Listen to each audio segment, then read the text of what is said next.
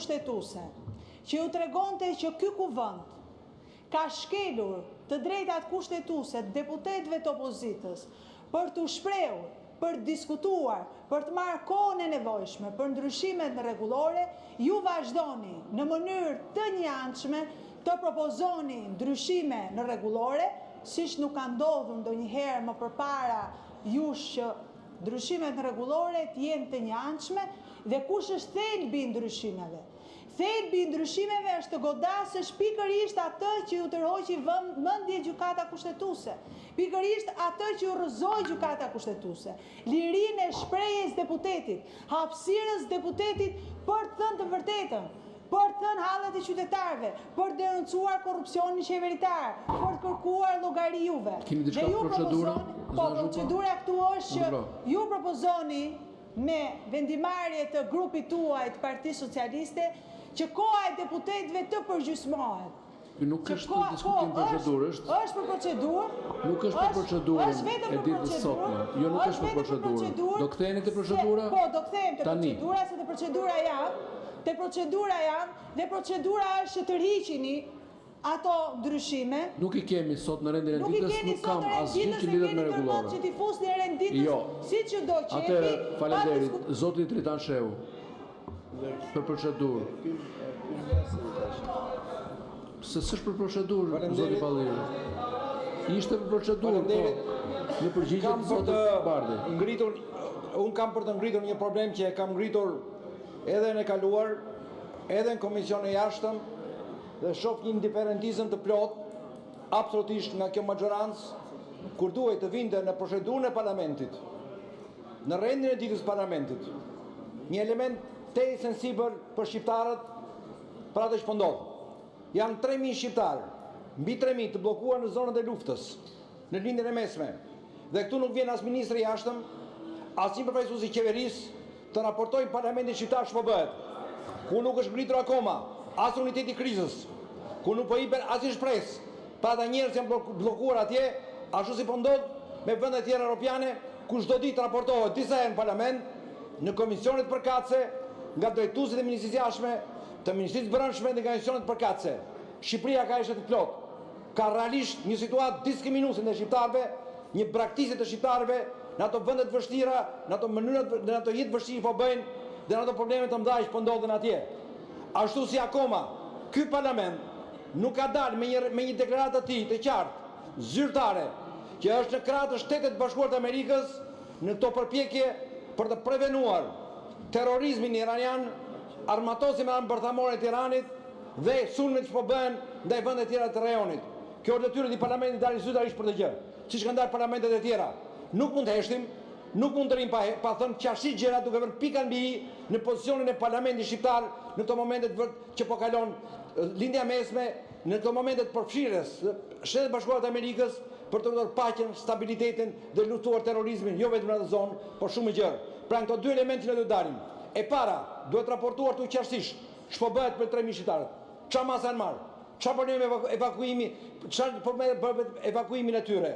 Pse s'është krijuar uniteti i krizës si një organizëm ndërnacional në Shqipëri? Pse nuk raportohet për ditë për të gjë? Po fshihen deklarata zyrtare të ministrisë së jashtme mbas atyre elemente që po bëjnë qeveritë atyshme për refugjatët të shtiqen atje apo për tuaj që janë atje. Ajo është tjetër gjë. Nëse japin mëngjesin falas ato qeveri apo i vend të akomodohen diku. Rësikat ç'po bën qeveria shqiptare dhe s'po bën asgjë. Në mënyrë absolute kanë praktikisur shqiptarët, kanë praktikisur qytetarët shqiptar në vështirësitë e mëdha që ata janë. Prandaj urgjentisht kërkoj këtu të ndaloj parlamenti, të raportohet për të element, të diskutohet. Faleminderit. Faleminderit. Zoti Erald Kapri, procedurë. Faleminderit. Zoti kryetar, sapo ka ndodhur një ngjarje e rëndë e cila cënon rënd parlamentarizmin në Shqipëri. Dhe ju siguroj që zoti Manja nuk ishte në bibliotekën e Kuvendit, po ishte duke bërë rolin e prokurorit politik. Dhe përjashtoi kolegun tim Sheja për 20 ditë nga parlamenti, sepse tregoi për dhunën ndaj banorëve të Rjollit. Sigurisht mund të vazhdoni të qeshni sërish. Tani zoti kryetar, ju nuk ndodheshit në sallë atë moment, po jam i bindur që keni parë videot, gjeni një moment kur është cënuar parlamentarizmi, kur është përdorur fjalë fyerje. Po përkundrazi, pas javës së gjelbër na lini vetëm 2 minuta për të folur, dhe ndonse i kërkova nën kryetares të japi 2 minutat e mia, sërish nuk ja dha. edhe në to kushte sigurisht ai do kërkonte respektin e fjalës. Gjeni një moment që fyu, gjeni një moment që shkeli rregulloren. Por sërish përdorni lloj-lloj komisionesh etike në parlament për të bërë prokurori politike. Ku e keni parë ju të përjashtoni kryetarin e një partie që ka marrë 50.000 vota. Mungojnë 50.000 vota sot tu në votbesimin e qeverisë. A është më tepër që e keni bërë edhe më përpara, e keni përjashtuar nga kuvendi, pikërisht e ka kërkuar dorëheqjen Belinda Ballukut këtu përballë. Dhe përjashtoni sërish nga kuvendi sepse tregon dhunën e policisë së shtetit dhe një policie private ndaj banorëve të rrjollit. A është ky parlamentarizëm, zoti kryetar? Si mund përjashtohen deputetët kështu? Ndërkaq, u kemi kërkuar që të bëhet edhe një seancë dëgjimore me banorët e rrjollit, sërish keni refuzuar.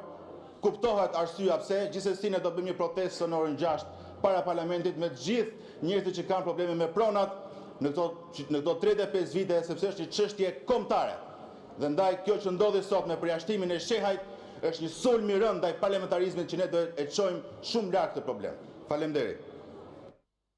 Faleminderit. Ju rikujtoj edhe një herë që kemi një agent të ngarkuar sot dhe nuk mund të përdorim të hapësirën e procedurës pa folur procedurë, por për gjithçka tjetër. Po, dakord, po kam listën këtu, zoti Gjekmarkaj. Zoti Koreshi, keni diçka për procedurën? Jo. Zoti Klliçi për procedurë? Apo t'ja japim fjalën zotit Berisha për procedurë? Ta mbaroj unë. Shiko, Niko, duke qenë se rikthehen pas 3 muajsh, mendova se kishe reflektuar edhe i kishe marrë parasysh edhe gjitha shqetësimet edhe të partnerëve, edhe takimet që ke bërë, se je nga të paktët politikanë që je pritur të majorancës edhe në Amerikë, po me sa duket largimi i ministres jashtme, si pjesë e klubit të anglishfolësve në PS, të ka detyruar të radikalizohesh nga një merak i brendshëm që mund të kesh. Është absurde, ma lër për procedurë se po tenton të merresh fjalën nga 3 muaj që s'jam parlament. Kam 3 muaj që s'jam parlament. E nise me zotin Balliu, e nise po për procedurë kisha, e nise me zotin Balliu, 3 muaj edhe ai përjashtuar i hoqe fjalën. E tentove me zonjën Zhupa, e vazhdove me kreun e grupit parlamentar të PD-s, nuk e kuptoj këtë qasje tënden. Është absurde. Kjo shkon paralel edhe me nismën e Partisë Socialiste për të ndryshuar sërish në mënyrë të njëanshme rregulloren dhe për të përgjysmuar minutat e deputetëve nga 10 në 5. E përmendi pak edhe zonja Zhupa parafolsja. Marrim vesh, tash po shoh dhe ulsi, unë marr vesh unë që ngam ndar mirë se Agron Sheja që ka përjashtuar për asgjë, 20 ditë. Ndërkohë vijoni me këtë lloj procedure dhe vijoni me këtë lloj vendimarrje. Niko, shkëputu nga qasja që ka marrë ky kuvend për të bërë mburoj, ta them sinqerisht, për të bërë mburoj e korrupsionit.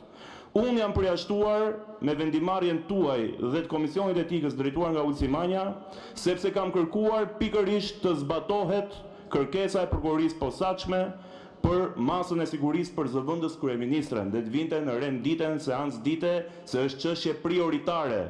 Këtë e kërkon Brukseli, këtë e kërkojnë shqiptarët, këtë e kërkon integrimi evropian i vendit.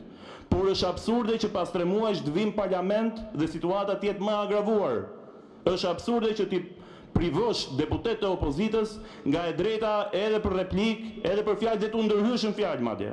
Pak më parë i përfunduat minutazhin zonjës Zhupa para se të mbaronin edhe ato sekonda, pak sekonda që kishte. Kështu që sinqerisht, zoti Beleshi, ne kemi 3 muaj që unë nuk jam personalisht bashkë me 5 kolegë tjerë rikthehemi në seancë. Është e turpshme kjo mënyrë drejtimi e seancës. Kur nuk keni asnjë fyerje, asnjë etiketim as nga deputetët e opozitës dhe për më tepër çohet kreu i grupit parlamentar të PS-s, fyen kryetarin e grupit parlamentar të PD-s, fyen deputetët e opozitës, i flet edhe në emër të besimit dhe ndërkohë i tërhiqet vëmendja kreut të grupit parlamentar të PD-s. Kjo është e paimagjinueshme, sinqerisht. Ndaj, unë do të kërkoja të futemi në normalitet në këtë seancë, lini edhe provokimet, lini edhe këto tentativa për ndezur konflikt brenda opozitës, ju garantoj që është mirë për ju të qëndroni në lartësinë e detyrës tuaj. Faleminderit.